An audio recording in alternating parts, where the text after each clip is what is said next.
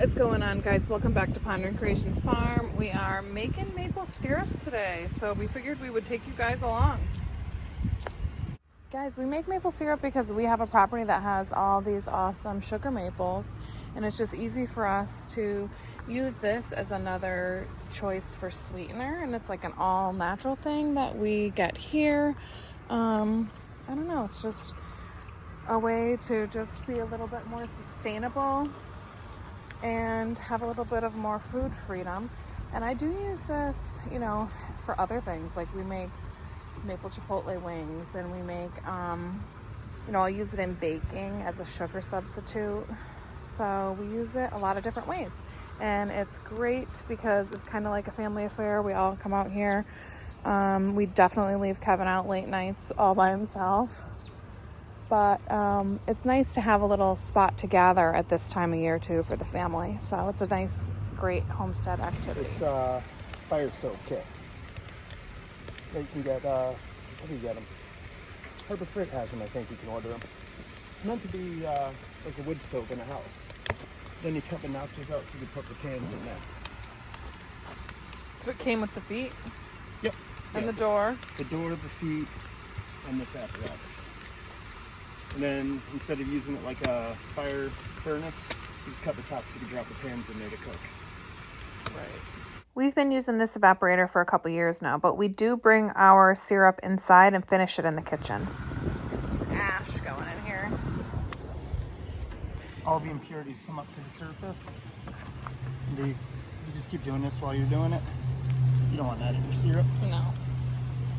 Then we'll filter it before we cook it down more. And what do you filter it with? Maple syrup filters. It's a big cone. If you like, I can show you how to do that.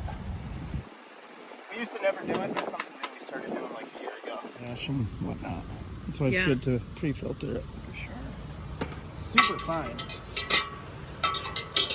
So we'll just keep topping this off until these are gone, and then what? Mix them together and bring them inside and finish it inside again? Yep.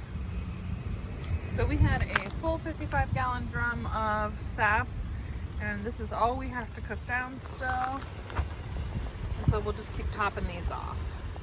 So we put a little bit of a dent in the wood pile, and that's what we've been using, which is nice because they were free. We're just gonna trade some syrup for it.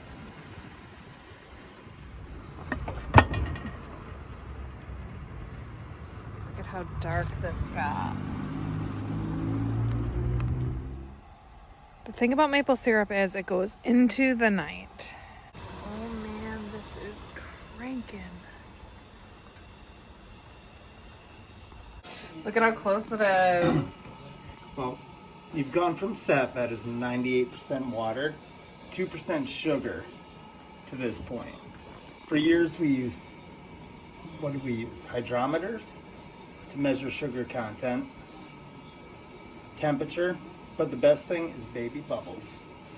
And once you get baby bubbles, that's when you know your sap became syrup. Oh, and here it comes. Baby bubbles.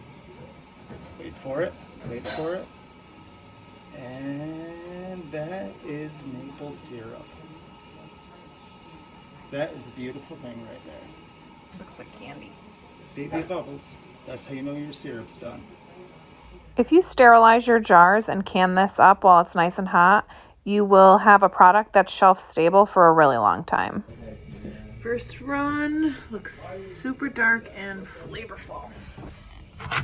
You're supposed to be pushing the number right now. So yeah, everyone had their lids that sealed. Pretty good. Any other bits of advice about sugaring? You can do it until you start getting buds on the trees. Well, that gets darker and darker. If you see buds on the trees, you shouldn't be doing it though. That's what I should say. Yeah, tastes bad. At the end of this video, I'm going to link the sap collecting video so that you guys can see our setup for that. So we went through like 3.5 gallons. I think the pandemic, how much? 3.5 gallons we made last year. So I think the pandemic made us go through it quicker. Like we would have probably had enough, but with the kids home, we just eat more like breakfast type foods. Yeah. Yes. Well, guys, they just got back with some pizza, and I have some editing to do, so we will catch you guys on the next one. Happy spring.